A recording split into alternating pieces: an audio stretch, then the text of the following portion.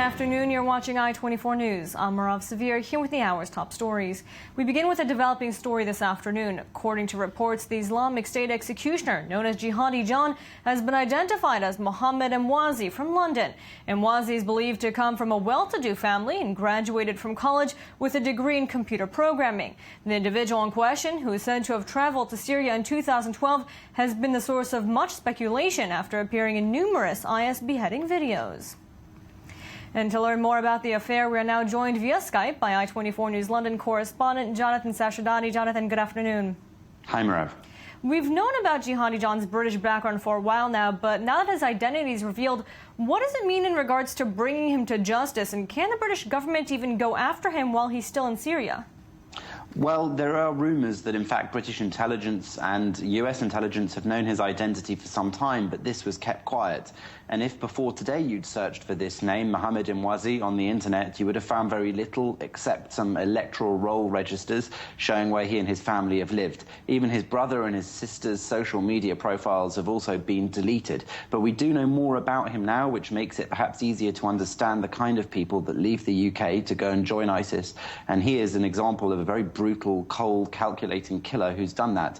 We know that he attended school in London. I've just got back from the area Maida Vale where he lived. His family is believed to still live there, though police that were seen at the house this morning have been unable, it would seem, to find them. Neighbours said for the last couple of days they've not been so visible. The security services appeared to know of him as a charity here called Cage, which deals with people arrested on terror charges, has records of him being arrested when he arrived in Tanzania back in 2010. This was published in The Independent from a trip he made there in 2009.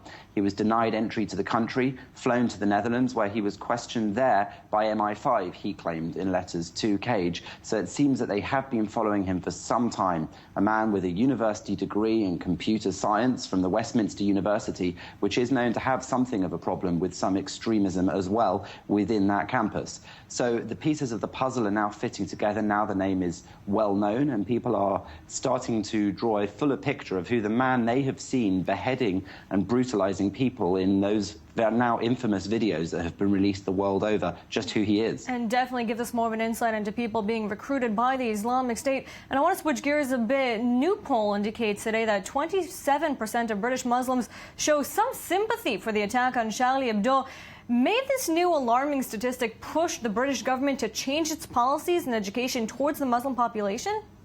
It's hard to know. This particular poll, carried out by polling company Comres, was commissioned by the BBC, no less. However, the BBC's own coverage of it is rather symptomatic of one of the problems, as many see it here in the UK. They focused, of course, on the figures of 95% of British Muslims in their survey feeling a loyalty to Britain, and 93% saying that they should obey British laws. But, of course, the more worrying figures in there that were glossed over somewhat by the BBC were things like the 45% who disagreed that Muslim clerics who preach violence against the West are not in touch with mainstream Muslim opinion, meaning that around half of British Muslims feel that they are in touch with mainstream Muslim opinion.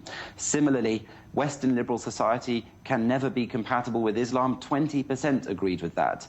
Acts of violence against those who publish images of the Prophet Muhammad can never be justified.